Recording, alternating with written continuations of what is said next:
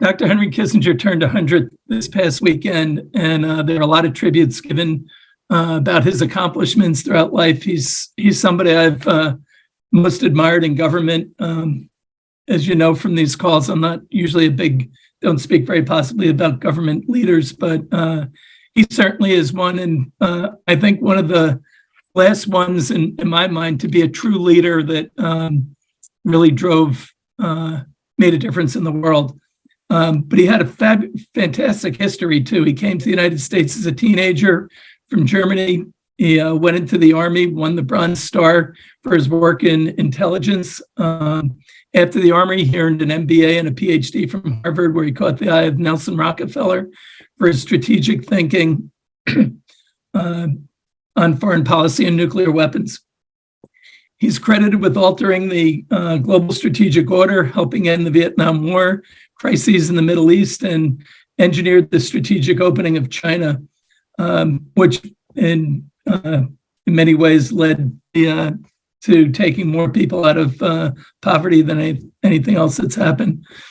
But today he sees the world in disorder, being driven by competition between the US and China, combined with growing geopolitical challenges, tremendous advances in technology, and strategic change.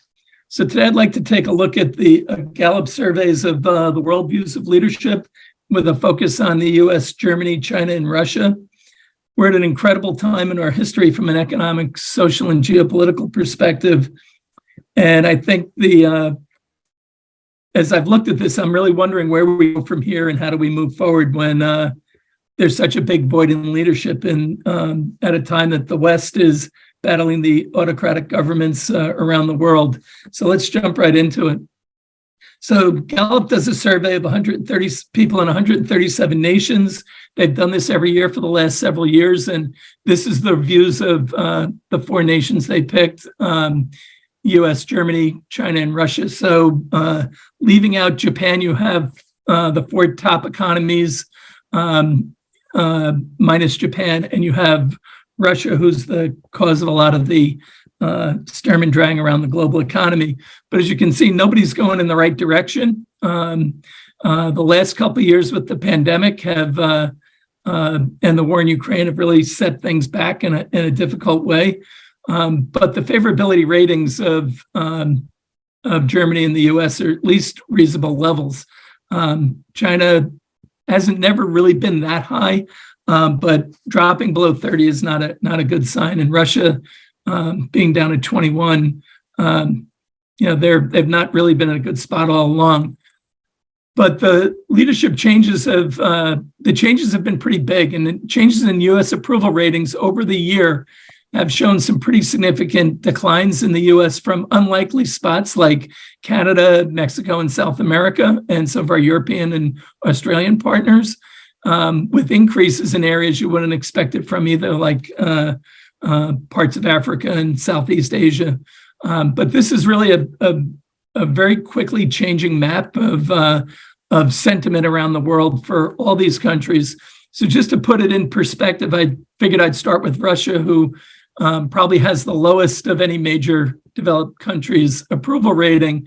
And as you can see, the blue at 57% is the disapproval rating, and how that's spiked up with the war, and their approval rating continues to drop. So I wanted to just give you that as a benchmark as we look at the other nations. And we'll start with the Europeans' view of US leadership, which our disapproval rate went up pretty high during the Trump years, came down the first year of the Biden administration. So they were that happy to see President Trump out. But then Biden's pullout of Afghanistan did not help the view of US leadership. And I think the slowness of our pushing Europe to do more the last couple of years is in terms of defense spending has really weighed on the views. But Biden's brought it back up a little bit, but we have not been in great spot for approval ratings with Europeans for quite some time. If you look at the Americas, it's pretty interesting that we're on the decline in approval rating, but our disapproval ratings flattened out. But what's interesting is where this is coming from. As I mentioned, this is people like Canada and Mexico, and this is 65% of Canadians disapprove of U.S. leadership. That would be a big ouch if you were in Washington right now. If you look at the views in Asia, while they're on the decline, they're actually still pretty healthy at high 30s, mid to high 30s, and 40s on both. And we've been in a pretty tight range for some time there, but a lot of that just has to do with the autocrats versus the democratic nations and which side we're on, and are we giving aid or not giving aid? That's a big part of that. What was really interesting for me, though, is the positive views that the U.S. has in Africa, with a median approval rating of 59%, with the biggest jump coming from Nigeria. They jumped almost 19 points last year in approval rating, which is quite significant. And I'm not really sure the rationale behind that. But I would have thought the U.S. Approvals would have been much lower in Africa, particularly with China doing more and more down there. So this is how they rank, all four stacking up. This is the Europeans' ranking of German leadership, which they view as most favorable, and a pretty wide gap over the U.S. And certainly you can see where China and Japan are going, and that's not in a positive direction for them. And their disapproval ratings have gone up pretty dramatically over the last 2 years for both. The U.S. is still viewed very positively in the Americas. Well, I would say positively, not very positively, at 36%. But Germany has been in the lead on and off with the U.S. for some time. That's how highly regarded I think Merkel was during her time as leader there. I think the halo effect carried over for the first year of Scholz's term. But what's really interesting for me, with all the work that China is doing in Latin America and South America, that their approval ratings aren't higher and the disapproval ratings aren't lower. Russia's not a surprise in any of these. I'm sorry. And then lastly, Africa ranking the US and China more favorably. I think this is really an interesting one, where we have pretty significant approval ratings for the US, China, as well as Germany. Well, pretty high ratings with not a lot of disapproval. And I think this just goes to how all three nations have supported the economies down there at different points in time with different support and getting businesses down there. It hasn't been one of the biggest spend areas for the US. It has been a major area of emphasis for China. So I would expect to see China's influence continue to grow. But if the Belt and Road Initiative keeps leaving highly indebted nations worse off than they were before China's help, I think you'll see the approval ratings switch pretty rapidly. So how China manages the Belt and Road while they're dealing with their own internal economic issues, I think is a big challenge. And switching gears back to the US, and this is the US view of our confidence in our economic leadership. And they asked the people, this is a separate survey from the one I just gave. This is a different one on just US economic leadership. And this is not a great story for the confidence that they have in our leaders, with the president at a fairly low level with a very high, almost no confidence for President Biden, 41% of no confidence for Democratic leaders in Congress. And I was a little surprised by Janet Yellen's 31% disapproval rating, because she did, in my view, a really good job in her previous role. I think she's in a tougher spot right now. I don't think she's really the cut of the politician cloth for Secretary of State, Secretary of Treasury, but she certainly has the background for it, but it's a different role for her.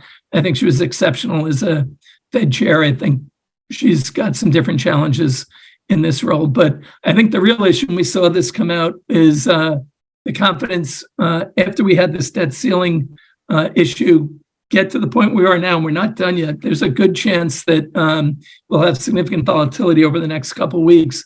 And this next slide is part of the reason why. This is the confidence in congressional party leaders to do or recommend the right thing for the US economy. And this is the percentage that have a great deal or a fair amount of confidence. And neither party is wrapping themselves in cloaks of glory here. So there'll be a lot of bad behavior over the next week, maybe 2 weeks, as they push through the votes here. I think the Democratic Party was caught off guard by McCarthy's ability to get the House to get a bill put through that put the burden on the president and on the Democrats to respond. And I think the way they handled it is a short-term loss for the Democrats, and particularly for President Biden. I thought after him taking 14 votes to get, McCarthy taking 14 votes to get elected as House Speaker, I didn't think they'd be able to get, they thought he would get a bill put through on the debt ceiling on one vote. So I think this is a big surprise and a change, but I would have to say my confidence rating in congressional leaders is actually lower than the survey. I just don't think they get it. And I don't think they are focused on the right issues, which is quite a problem. But as I wrap up, I want to just go back to where I think we are with leadership overall and where we're going. You know, Dr. Kissinger said last week that he's worried we don't have a grand strategic view. In China, decisions go against their 5-year plan, so they have a baseline for what they're doing. In the US, we don't have a plan. We go from election cycle to election cycle, if we go that far. And the US is a nation that responds to physical conflict much better than it does acting on the basis of assessment and conjecture about where things are going. It's a major frustration for our military leaders, and it doesn't bode well for how we move forward. Kissinger's a big believer that the US and China have to get together and get on the same page, that it's essential that we change our approach to China. Instead of beating them, he thinks we should partner with them and say we have to solve big problems together and deal with our conflicts separate as we're doing that. He also believes that right now Ukraine is the best armed country in Europe and belongs in NATO treaty, which he originally opposed. And back then he was one of the only ones who opposed them going in. And now he's one of the few that are pushing for them to go back in.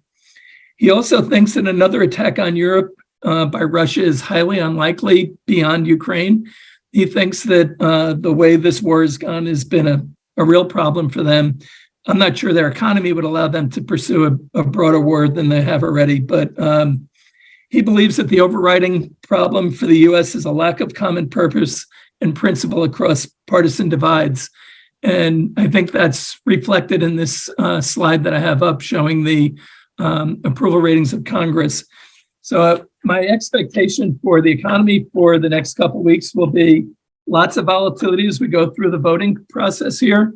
I think we're going to see some really bad behavior from people in both parties, and we'll end up with something very close to where we are now in what's been proposed and agreed to by the White House and by McCarthy. So I think that means we're going to see a slowdown in spending that will slow the economy some, which should take some of the pressures off inflation. Defense spending is not likely to go down much, but you will see some starving in other areas. And I do think it's going to be incumbent on philanthropies to step up, because there's going to be massive needs that are going to be unmet because we have bigger problems than we have money to deal with right now, mainly because we try and solve every problem at once instead of taking the most important problems first. And I think if we developed a plan in US and Europe and other nations like China does with their 5-year plan, it would allow us to have a better foundation for the discussions and the debates and let us do a better job spending, but we're not there yet. So I worry that there's a lack of leadership in the US. I think the best talents will not go into politics in the US right now for a lot of reasons, and that we'll get stuck with smart, very intelligent, and in many cases, really caring people, but they just don't have either the experience or the breadth of knowledge to deal with deep economic issues that are highly unusual with aging global world order. As we were talking earlier, Joe, about how few people have really been in a inflationary environment. I think have very few leaders around the world that have seen the kind of change we're going to see over the next couple of years with AI, advances in weaponry, and shifts in economics and social issues. I think we're in a very different spot. I think that's not necessarily bad. I think slowing down some of the spending and that's been going on and getting more focus is going to be important for countries all over the world. We're running out of money and we have more problems than we have money for. So I think we're going to have to be much more targeted, and that's going to require much stronger leadership as opposed to pandering to everyone. They're going to have to make hard decisions, speak the truth, and earn the trust that they've lost over the last couple of decades in the U.S. So I'm going to stop there, Mark, and open it up for questions, comments. Comments, questions? Hey, Stephen, Bob Arnold here. Could you comment on the fact that on the one slide you had the approval ratings of Biden and Yellen and the leaders? In Biden, there were no undecided or didn't know. Not that slide, that one. Yeah.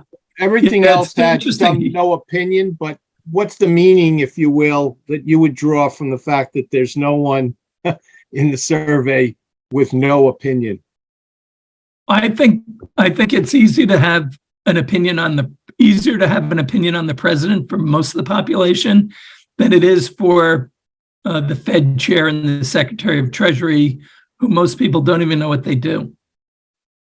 Okay. And when you look at the Congress in both parties, they have a little bit of red, but everyone knows what they're supposed to do. Or I think most people know what they're supposed to do. But I think that's where it becomes clear that they just don't, in Yellen and Powell's case, I don't think a lot of people know what their actual job is.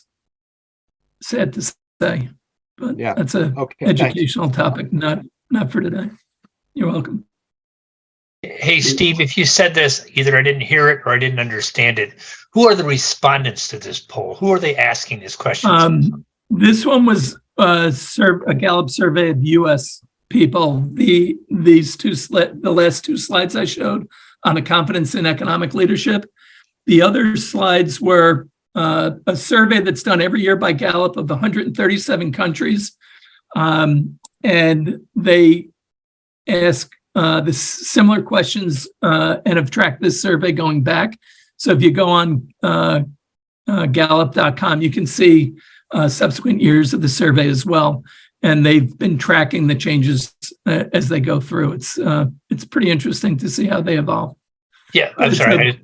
Is it government officials? Is it man on the street? Is it academics? It's broad population. Okay. Steve, Mark here, any comment on the slings and arrows that Gallup has taken over the years in terms of the inaccuracy of their polling? I mean, particularly in the last, I see a couple people laughing, particularly in terms of gauging the outcome of the last presidential contest. They've proven to be somewhat antiquated in their surveying methods, not to be the data geek that I am, but I can't help it. What's your opinion on how good their information is at this point? I think it's as good as any survey. I think the problem with these surveys is, as I just mentioned, Mark, I don't think a lot of people know what they're answering, to be very blunt. I think the political knowledge of much of the world population, the economic knowledge of them is lacking. And certainly in the US, it's not as well taught as it should be, as you know. But I just use them as a gauge. And I think if they keep their surveys consistent, which Gallup tends to do, I think the directional trends are better than I use them for direction, not for specific accuracy. So the fact that somebody doesn't have opinion on Biden doesn't really matter to me. But when you have that high people who have a negative opinion of you, that's not great. So I'm really looking at directionally what this means. And to me, it comes back to how does the populations respond to these, to what's going on? And what does that mean from getting the right policies put through and the like? So I think the politics surveys are one where I think they're all over the board. And I think people are changing their views of parties pretty dramatically. So I think when it comes to the elections, I think they have a really difficult surveying process. But I don't weigh them for accuracy. So there That's a really important distinction, right? So I appreciate that. Thank you. Yeah, it's directional for me. And that's most of the economic work we do is not the point, but the trend. And I think that's the way you get the best views of the world. I have a question. As Well, one Chris. second. Just one second. Adam and Rob have a question.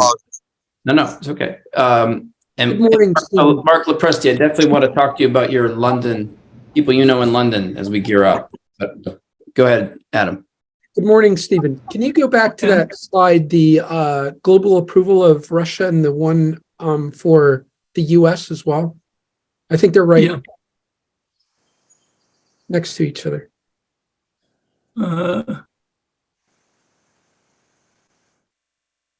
This is the overall approval rating. And then when I did this is the Russian one.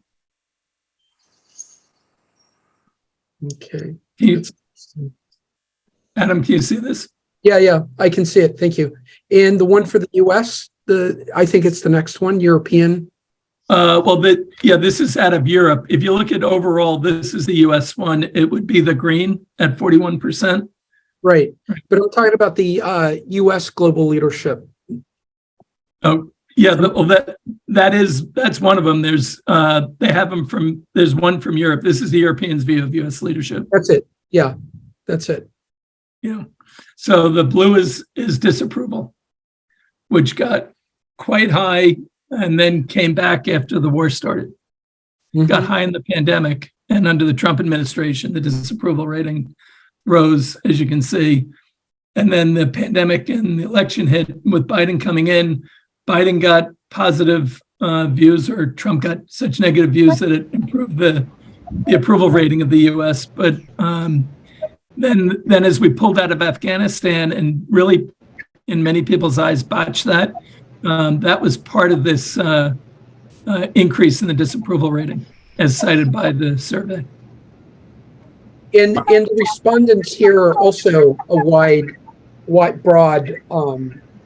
Yep, this is a group of, I think they looked at, they go around and they do this typical stratified sampling that you do for surveys of Europeans from each of the countries.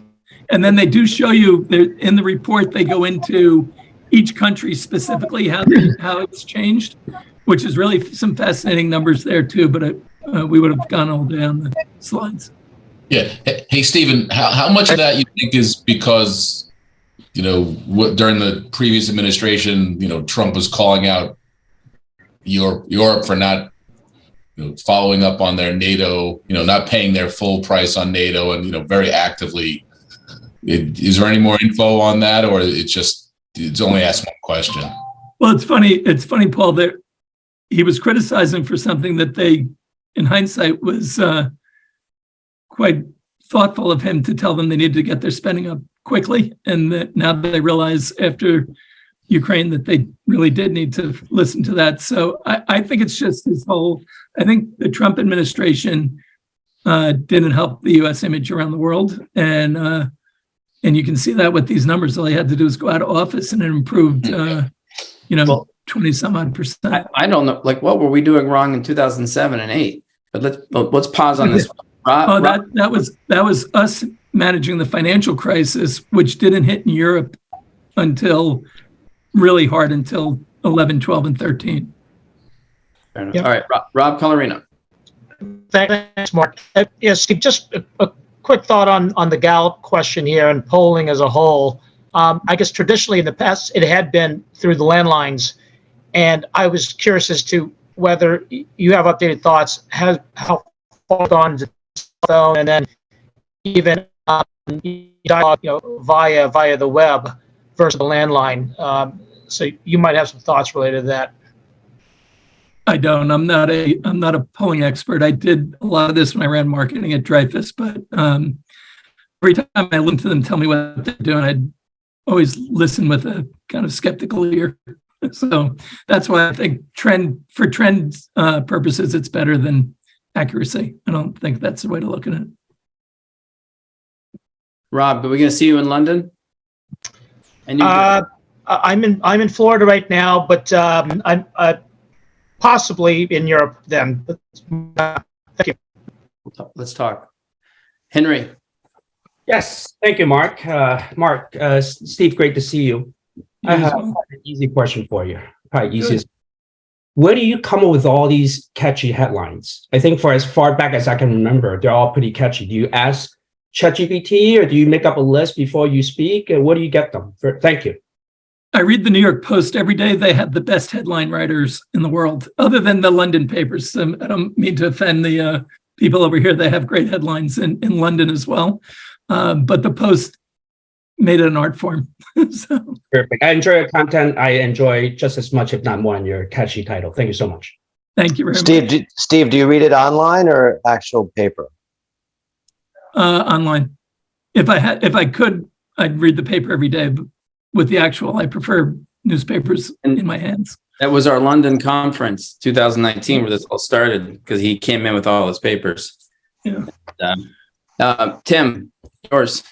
Hey, I'm not sure I know enough to ask this question really well, but China has a lot of loans out to the African continent, I believe. And with sort of global rates rising, is that going to kind of collapse a lot of these infrastructure projects that are growing over there and then in turn kind of have a deteriorating effect on China's image from that continent? It depends on how they handle it as a creditor. If they start taking over airports like they have done in some places, or taking over ports in some cases, that will leave a really bad taste in people's mouth. If they continue to support the country and don't put them into financial hardship, then they'll do fine. But I think you saw it with Sri Lanka and Pakistan already. They're getting a lot of pushback right now. So I think this is a tough time for China. I don't think they're down and out by any stretch, but I think their easy years are behind them, and they're getting to the point where they've reached a very advanced maturity for a developing nation very quickly. But now they got to go to the next stage. And as we talked about last week, when you have 20% youth unemployment in a highly educated system, you got to really crank your economy up to avoid social instability, which is President Xi's biggest concern, is keeping 1 billion people stable. Not happy, but stable. Got it. And that's what his focus is. Thank you. Bill? You're on mute though, Bill. Bill? Still on mute. You're still on mute. I almost owed you a beer. That's you almost owed everybody a beer. Yeah, even worse. So anyway, yeah, it's very tempting to continue to go down the whole Belt and Road theme, because that's classic. Is that loan to help or loan to own? Yeah, big question. So also, I think this is fascinating. And you piqued my curiosity. I went back, and not surprisingly, Clinton and Reagan had the highest approval ratings of anybody, like going back to 1952. I'll put the link in the chat. Internal or external? This is compiled from the Gallup poll, so I don't know if this is approval ratings from the U.S. or if this is the global one. Okay. I suspect it would be for either. Yeah. The results. Both. Yeah. But anyway, but I think it would be interesting too to think about sort of I think Mark kind of hinted at this one, but the perspective of the respondents. I mean, did they like did they like U.S. leadership because it did them favors, or it was amenable to their, to their views, or was it good for the world? That's an interesting question. And one of the articles I read on Kissinger this weekend had a pretty lengthy discussion on the way different countries approach things. And I'll see if I might have it here. If I can pull it out quickly, I'll share it with you. But it was fascinating because I think I have it here. Give me one sec. He was actually talking about China, and the way to face off against China is very different than you would other countries. So when Macron went over to China earlier this year, he went over and he was saying that we have to be more than just America's followers. And, what Kissinger said about that is that he's not a defender of French policy, but the French approach to discussion is to convince their adversary their opposite number of his stupidity. He said, the British try and draw you into an intellectual framework and persuade you. The French try and convince you of your inadequacy of your thinking. The American way, he says, is to view its righteousness.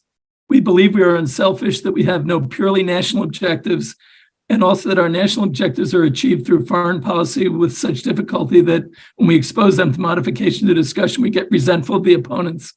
The guy's brilliant. He said, so we expect our views will carry the day, not because we think we're intellectually superior, but because we think the views themselves should be dominant. It's an expression of strong moral feelings coupled with great power, but usually not put forward as a power position. So I think what he's saying is, if you want to approach China, you don't approach China the way we've done it in the past. You approach them the way he originally did it, which is you don't go and want exact concessions and announce them as concessions. You go to China and you say, I have a mutual concern that we should address together. And then they'll let the parties think it's best for both of them. And that's the diplomacy he would favor for facing off against China.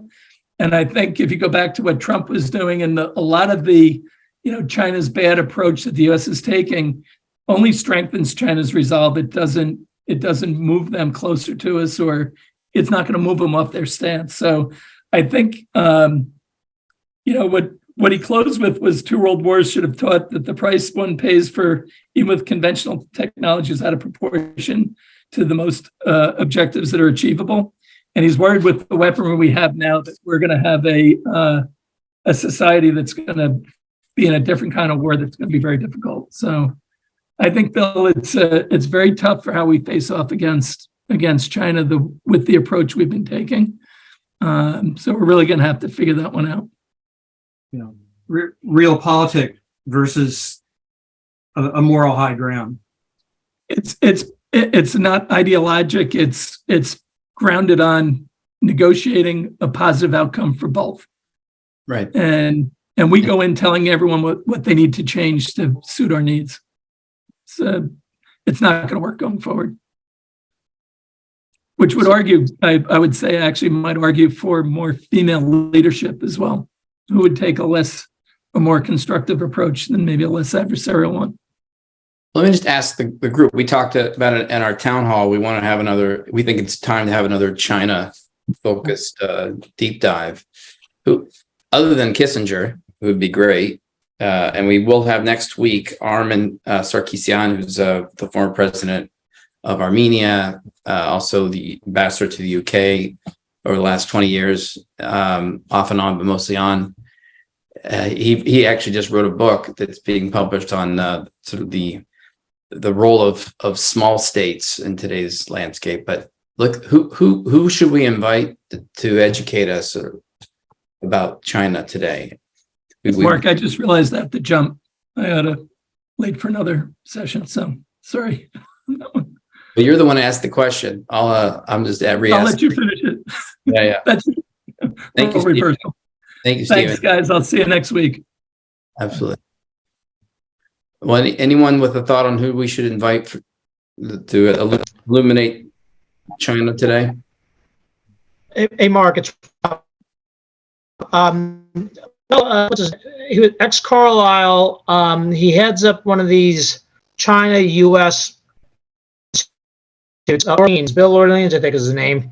But he would come across, well, he's Western, but he's both respected by both the East Asia community and the Western community. That's a thought. And then I think the other quick thing is, Blackstone is owned still about 10% by CIC, the China Investment Corp. Mhm. So an executive from there may have both perspective and angles. So I could noodle on that a little bit. I've met Orleans a few times. If that's Yeah. 100%. Plus, we want to get down to University of Virginia. So I want to talk to you about. Anyone else on China or any other subject? Andrew? Andrew, you're going off mute about every 5 seconds. You want to say something? Oh, sorry. Yeah, it wasn't unmuted. If you want to do by Zoom, I had a great manager in Shanghai, Frank Yao, and he's half in the West, half in China. He's over there, but he worked at Neuberger Berman, and very global guy. If you want an on the ground opinion, I could get him on Zoom. Yeah, and there's another. So yeah, the answer is on all the above. Doesn't have to be next week. It'd be in the next weeks. And also we have Francis Pasolino, who's been in a lot of our Zooms. He's in town, so we might try to couple it. If he's in town, not next week, the week after, but anyway, in any event. In London, we have a really interesting guy, Martin Bloom, who, looking at you, Jeff, he went to Korea in the 80s and 90s and saw the Korean boom, the the really growth of Samsung. And he went to China in 2001 and was part of, taking a company from 5 million in revenue to 1.4 billion in 4 years, solar panel production. So he would be an interesting person to bring. He's going to be on our UK Zeitgeist panel in London. So yeah, we've got some good people. Anybody else? There's a guy named Gordon Chang. I think I've brought his name to the fore before. I've seen him on TV quite a bit as a China expert. I don't know the guy, but he lived in China for a while. I think he's half Chinese, half American. Okay. Does anybody else know about him? I've seen him interviewed quite often. There's also, so all these are good. We're recording this, so I'll go back and listen. Winston Ma, he's written a book about U.S. China and definitely on the tech fronts. Christopher, I'm looking at you. We're going to do Australia. The Australians have certainly changed their position on China. They're trying to. Hey, Mark. Winston's a good guy. I'm in pretty good touch with them. So he's on my cell phone. You went to Michigan. Yeah, he was all. So yeah, I could easily reach out to him. Yeah. The question is, do we do it? Maybe we do it as a hybrid. We do it like maybe at one of the offices there, yeah. And then I like Andy's suggestion of plugging some folks from by Zoom, but maybe try to do a hybrid in person and virtual. But yeah, I could easily ask Winston and so and Andy. I bet Gordon Chang, but I he's a little bit more of a policy wonk. But I think having some business aspect would be for this group would be even more appreciate. So yeah, we could do it as a continuation. We could do the briefing from IRS's offices. They can accommodate 25 the spillover room to make for more, and we can do it by Zoom. Next week, Armin Sarkisian is going to be on, so that he could be. I'll ask him if he has a view on China to lend. And a lot of these people, even like Winston, what they really want is they want a fireside chat. It's all about them. That's a big loaded panel to put all these people together. Of course, I love that. see how it plays out. Maybe maybe that's what gets them together if they share a panel together. Mark, another guy that comes to mind is Chris Fenton. He wrote a book called Feeding the Dragon. He's Did you meet him? I did meet. He. If you look up, he's been on our past recorded Zooms on this subject. I think he'd be good to pull in. I've met him before. I just like to have a different, more nuanced point of views, because that's definitely. I don't want. I like Rob's suggestions that people have sort of feet in both sides a little bit, so that we aren't just trying to point the fingers. To Stephen Burke's earlier point, we need a new kind of dialogue. There's a fellow, Nicholas Lardy at PEIS, Peterson Institute of International Studies, I think is in DC. He did China, the balance sheet. That came out ages ago. He gave me his copy, and he's quite interesting on the topic. There's also Ronnie Chan, who is, I think, USC Entrepreneur of the Year. He was kind of there during the handover quasi real estate developer, successful both in America and in Hong Kong. And then China kind of happened. I was there, decades ago. So that back then it was Lloyd George, where the likes of the popular Sir Lloyd George, the popular folks to be speaking to. But I don't know who of that group would still be around. There are some folks in Houston that I could put you on to. And again, I can just drop you a note if that's helpful. I don't know if that's... It's very helpful. All right. Curious how the Houston angle comes into that, but all good. And my old colleague, Nick Lee. That's right. Yeah, that's right. 'Cause they have a fund. How's that fund doing? It's coming along, not hitting any skyrockets, but given the environment, it's still hanging in there. But I think, he's an interesting guy because he's definitely in that entrepreneurial segment of China that, was summarily shut down, but I pray that it's coming back. And, so he's continuing, you talk about both sides. He's definitely aware because the investors are US, but all of his investments are in China. Got it. No, we saw him in Newport, didn't we? Last year. I don't think so. I think there've been some near misses. Well, maybe it was someone else from